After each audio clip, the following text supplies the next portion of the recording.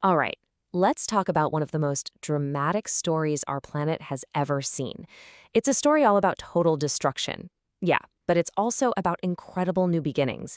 A, a great reset that, believe it or not, is the reason we're even here. I mean, seriously, think about that question. What happens when you just erase the rulers of a planet? For more than 150 million years, dinosaurs were it. They were the undisputed champs. And then, poof, gone. In the blink of a geological eye. So what happens next? What fills that void? Well, 66 million years ago, Earth found out the hard way. Right here. This is where the reset button got slammed. We're talking about a rock from space, about 12 kilometers wide, hitting what's now the Yucatan Peninsula in Mexico. And that impact? Oh man, it was so unbelievably catastrophic, it literally changed the future of life on Earth. Forever. It's honestly hard to even wrap your head around the scale of this thing.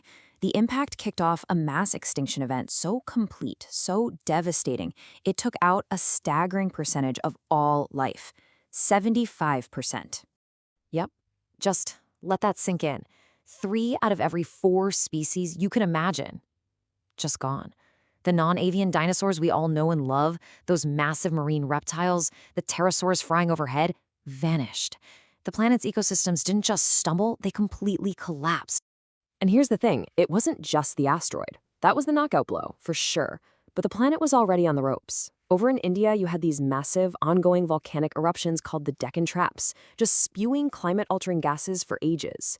So you combine this long, slow burn of volcanism with the sudden catastrophe of the impact, and you get the perfect storm for extinction. A truly devastating 1-2 punch. So, okay, the world is basically fire and ash. What happens next? How does life even begin to come back from that? Well, in this totally desolate world, the very first green shoots of recovery came from a really humble place. When scientists look at the layers of rock right after that extinction line, they see something amazing. They call it the fern spike.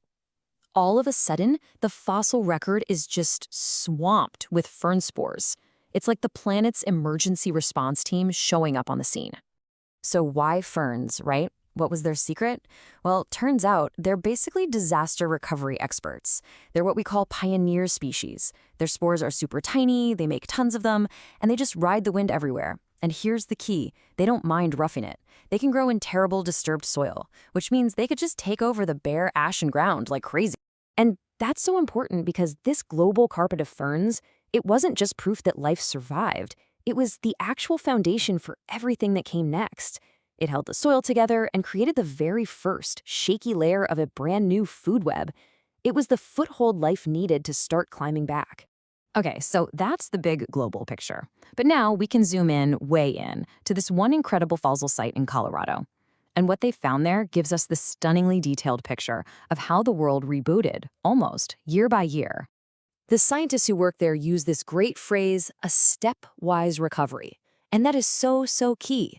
Life didn't just spring back overnight. No way. It was a series of steps, one after the other, where each new thing that appeared made the next step possible.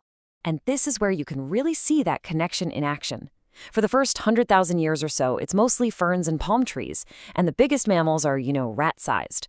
But then, around 300,000 years after the impact, you start seeing more complex plants, like from the walnut family.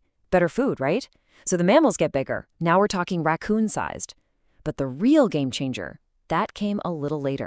Because right at that 700,000-year mark, in those Colorado fossils, they found the world's oldest known legume, a bean pod. I know it doesn't sound like much, but believe me, this was absolutely revolutionary. Why? Simple. Protein. Legumes are packed with it. And that high-energy food was like pouring rocket fuel on mammal evolution.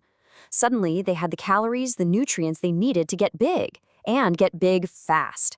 This new menu directly powered an explosion in mammal size and variety. So what we see in this one spot in Colorado, it's basically a snapshot of what was happening all over the planet.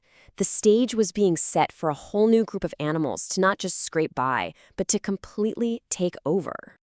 So why mammals? What made them the winners? You have to look at what they had going for them when everything went down. They basically had the perfect survival kit. First, they were small. That meant they could hide easily and didn't need a lot of food. Second, they weren't picky eaters. They were generalists, so they could eat pretty much whatever scraps they found. This flexibility was key. And finally, they had lots of babies, and fast. That meant they could repopulate a totally empty world much, much quicker than the dinosaurs ever could have. And you can see just how explosive this was once the coast was clear. Look at this. This data from the Colorado site shows this incredible growth spurt. Just 100,000 years after the impact, the biggest mammal around is tiny, less than a kilogram. Fast forward to 700,000 years, and they're hitting 50 kilos. That's almost 100 times bigger. In geological terms, that's instantaneous. So what does this all tell us? For millions and millions of years, the dinosaurs had basically kept our mammal ancestors small, living in the shadows. The extinction didn't just get rid of the big, scary predators. It tore down the wall that was holding mammals back. And with that barrier gone, they just exploded out into the open, filling all those empty jobs in the ecosystem, getting bigger and getting weirder at a crazy pace. And this is where this huge planetary story becomes our story. Because out of this incredible explosion of new mammals, one little branch started down a path that would lead, well, directly to you and me. Let's just follow the breadcrumbs for a second. Okay, 66 million years ago, the board is wiped clean. Then, in the era that followed the Paleocene, the first primate-like mammals show up. Then, in the Eocene, we get the first true primates, animals with things we'd recognize, like grasping hands and forward-facing eyes.